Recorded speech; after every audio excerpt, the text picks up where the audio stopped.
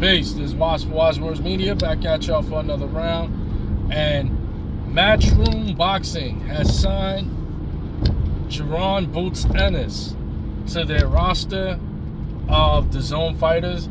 And this came as a surprise to me and to many because, you know, PBC was doing a pretty good job promoting Boots Ennis. Like, they really made him a household name in the welterweight division. They did a great job showcasing him and building his name up. However, the reason why Jaron Boots Ennis ended up leaving PBC was because he was actually signed to Showtime Championship Boxing. And because Showtime and PBC have a working relationship, or at that time they did. Once Showtime closed his gates for good, Ennis became a free agent. And once he was a free agent, in order to go to PBC, they didn't really have any welterweights to offer him at this time. You know, they did have all the marquee welterweights at one point. They had Terrence Crawford, Errol Spence. They had Keith Thurman, Ugas. They had some names, but now these fighters have moved up.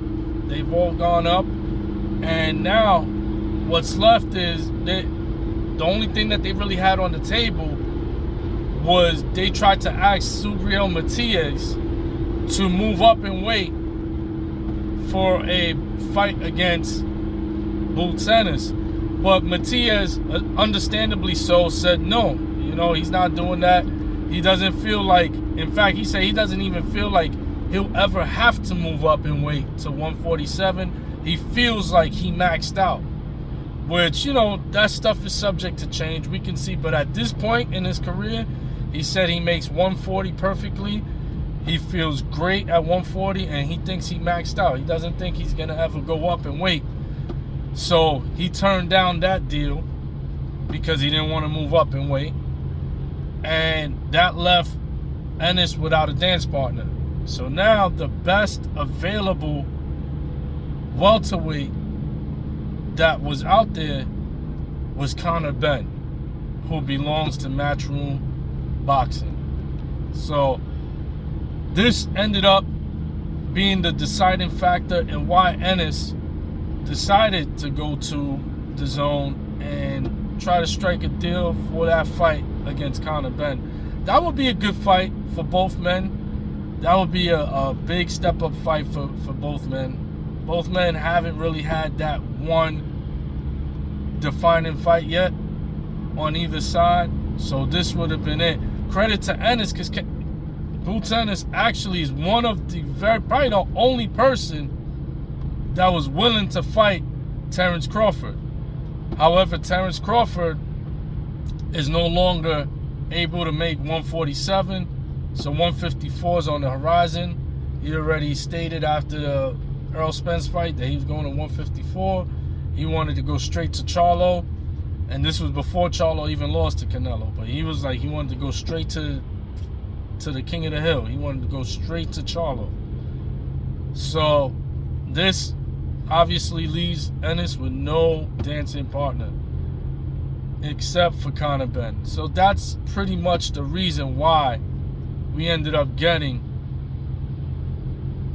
Boots Ennis joining DAZN and Matchroom.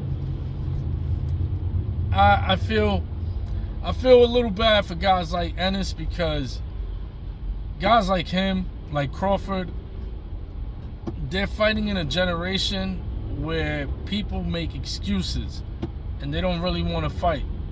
They're more focused on the business aspect of boxing instead of the art, the science, the glory, the recognition, the legacy. They're not really into that these days. Guys are more into protecting, securing their They want to be like Floyd Mayweather.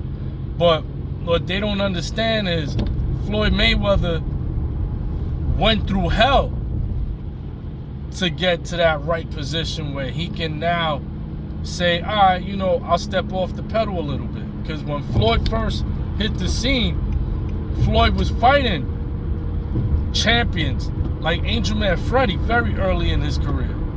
He fought the King of the Hill, the guy who dominated the division for like 10 years. And Gennaro Hernandez. He fought an undefeated Diego Chico Corrales, who was ranked higher than Floyd Mayweather was on the pound for pound list. He was ranked higher.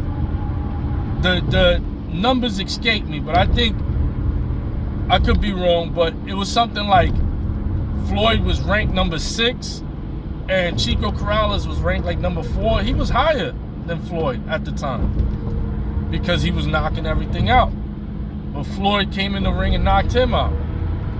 Floyd, at the age of 36, took on a 23-year-old Canelo Alvarez who had the same amount, just about the same amount of professional fights. They both have 40-plus professional fights. Canelo was calling him out. Oscar De La Hoya calling out Floyd, daring him to take on the young Canelo Alvarez, and Floyd did it and beat him convincingly.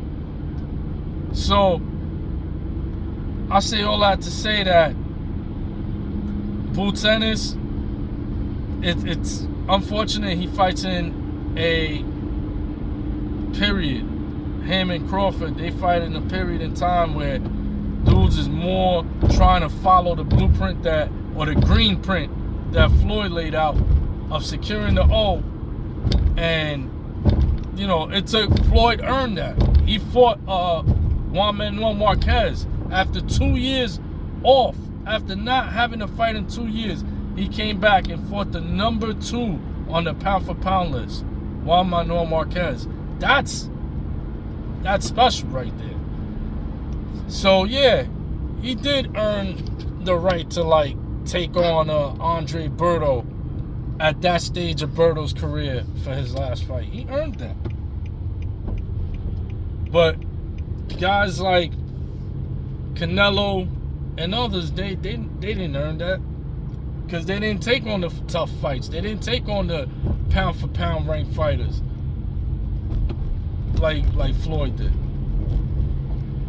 But yeah, Boots Ennis on DAZN. Hopefully now he lands some pretty big fights, some significant fights, because he's a talented fighter. We got to see, you know, we're yet to see his true potential because he's not in there with anybody of that caliber that could bring that out of him. I think the best thing for him to do eventually will be to go to the hotbed of 154 pounds where there's so many fighters there. So many fighters. And he won't have any issues getting a big fight at 154. That's all I got for now. I'm Wise Words Media. Peace.